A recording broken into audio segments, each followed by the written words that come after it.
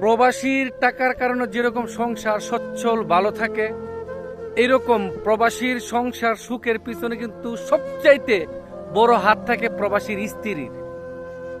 বলতে পারেন কিভাবে? প্রবাসীর স্ত্রী অনুমতি না দিলে কোনো প্রবাসী বিদেশ করতে পারবে না।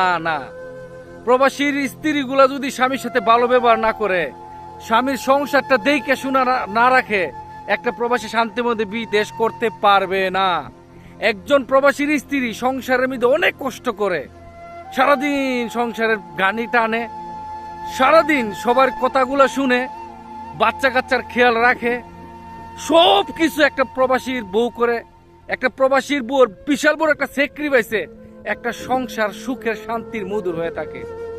প্রবাসীর স্বামীর থেকে প্রবাসীর স্ত্রী কোনো অংশে কম না ভাই, কোনো অংশে কম না।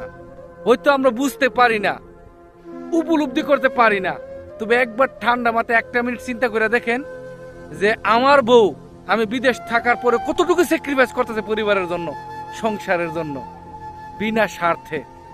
একটা প্রবাসীর বউ যদি তার স্বার্থের কথা ভাবতো, তাহলে তার সবচেয়ে বড় কি জানেন? তার স্বামীর সুহাগ ভালোবাসা।